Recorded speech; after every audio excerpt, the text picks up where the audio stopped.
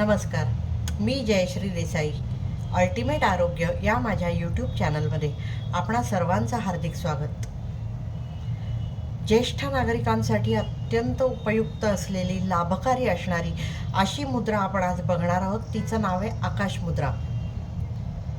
जर बहिरेपणा आला असेल किंवा येत असेल, कान वाजत असतील, कान वाहत असतील, कान दुखत असतील, दात आणि हाडं कमकुवत झाली असतील, ठिसूळ झाली असतील, फुफ्फुसाचं म्हणजे श्वसन संस्थेच्या संबंधातले काही विकार असतील, जसं काही अस्थमा असेल, शॉर्ट ब्रेथ असेल, श्वास घेताच येत नाही पूर्ण भरून, असं काही त्रास असेल, हृदयाशी संबंधित काही विकार असतील, सायनस असेल, मायग्रेन असेल, अशांत मन असेल, नकारात्मक विचार मनात गर्दी करत असतील, मन कुढं झालं असेल, अशा कोणत्याही तक्रारीसाठी जी लाभकारी ठरू शकते ती मुद्रा म्हणजे आकाश मुद्रा.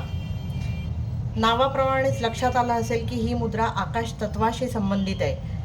आकाश तत्व हे पंचतत्वातलं एकमेव आधिभौतिक तत्व आहे. म्हणजे आपल्याला ते असतं पण ते जाणवत नाही. जसं देव असतो, ईश्वर असतो, मन असतं पण ते आपल्याला दिसत नाही, जाणवत नाही. इतर तत्व पंचतत्वांपैकी आपल्याला दिसतात, जाणवतात. आकाश तत्व आपल्याला तसं जाणवत नाही आणि म्हणून त्याला आधिभौतिक तत्व असं म्हटलं गेलेलं आहे. अत्यंत गहन असं हे तत्व आहे. त्याची रहस्य पण अद्भुत आहेत आणि त्याचे फायदेही अनेक आहेत. मात्र ते नुसती मुद्रा कशी करायची हे करून कळणार नाही, म्हणून मी ह्याचे 2 भाग केले. पहिल्या भागात आकाश तत्वाविषयी माहिती दिली, काही फायदेही सांगितले आकाश मुद्रेचे, आणि आता आपण मुद्रेवर लक्ष केंद्रित करणार आहोत की आकाश मुद्रा कशी करायची, कोणी करायची नाही, त्याचे काय काय फायदे आहेत वगैरे वगैरे. त्याकडे वळण्याआधी मी म्हटलं तसं की आकाश मुद्रा करायची कशी हे आधी आपण बघूया. मधलं बोट म्हणजे आकाश तत्व, अंगठा म्हणजे अग्नी. ही दोन्ही तत्व जेव्हा एकत्र येतात तेव्हा जी होते ती म्हणजे आकाश मुद्रा.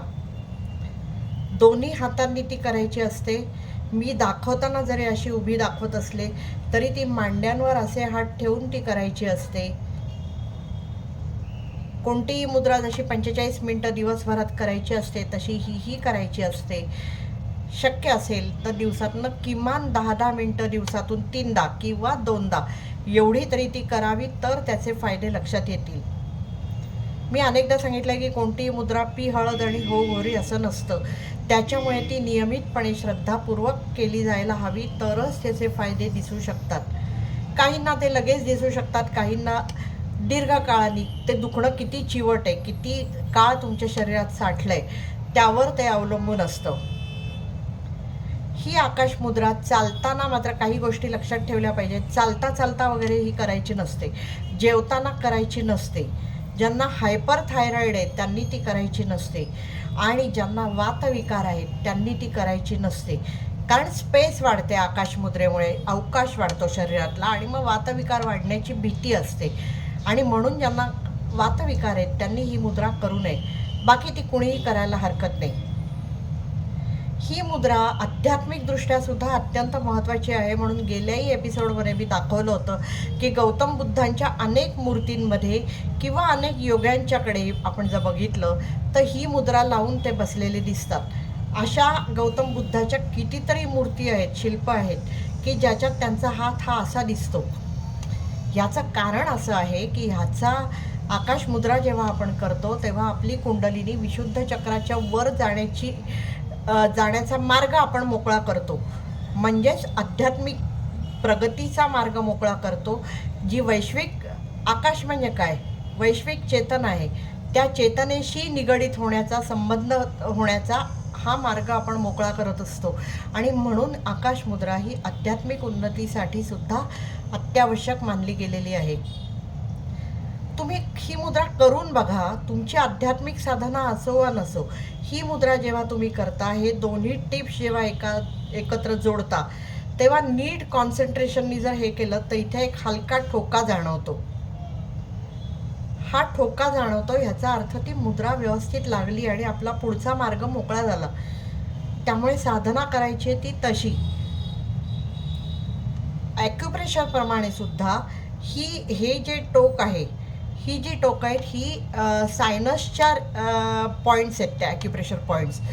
त्याच्यामुळे हे जेव्हा आपण दाबतो, ही जी मुद्रा आपण जेव्हा करतो, तेव्हा ॲक्युप्रेशरप्रमाणे सुद्धा सायनस बरा व्हायला मदत होतो. आपल्या शास्त्राप्रमाणे तर आहेच सायनस मायग्रेनसारखे, कारण सायनस म्हणजे इथे पोकळ्या आहेत. आकाश तत्व जेव्हा वाढायला लागतं तेव्हा इथे जे ब्लॉकेजेस असतात ते दूर व्हायला मदत होते, त्या जागा मोकळ्या व्हायला सुरुवात होते आणि त्यामुळे सायनस बरा होतो. मायग्रेनसाठी सुद्धा ह्याचा फायदा होतो, हे आता शास्त्रीयदृष्ट्या सुद्धा सिद्ध झालेलं आहे. त्याच्यामुळे मायग्रेन ज्यांना त्रास आहे खूप, त्यांनी सुद्धा तो जर बरा व्हावा असं वाटत असेल तर नियमितपणे ही मुद्रा करायला हवी. फुफ्फुसाचे विकार मी उल्लेख केला किंवा हृदयाचे विकार, कारण ह्या दोन्ही पोकळ्या आहेत.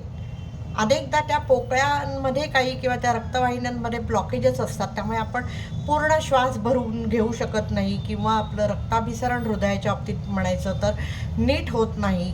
कुठेतरी तिथे ब्लॉकेजेस असतात, ते सगळे दूर करून त्या सगळे जे पॅसेजेस आहेत त्या मोकळ्या करायचं.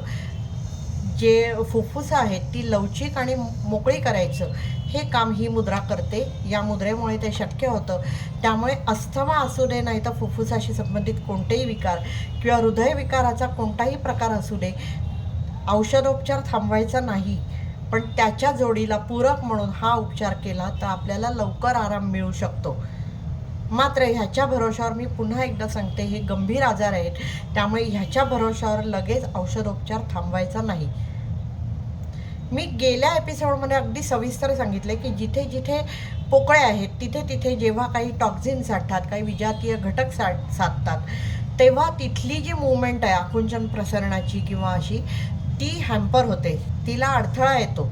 जसं लार्ज इंटेस्टाईन मोठ्या आतड्यात जर विजातीय द्रव्य साठली तर कॉन्स्टिपेशनचा त्रास होतो. म्हणजे ती जागा जेव्हा मोकळी होईल तेव्हाच तो कॉन्स्टिपेशनचा त्रास दूर होऊ शकतो.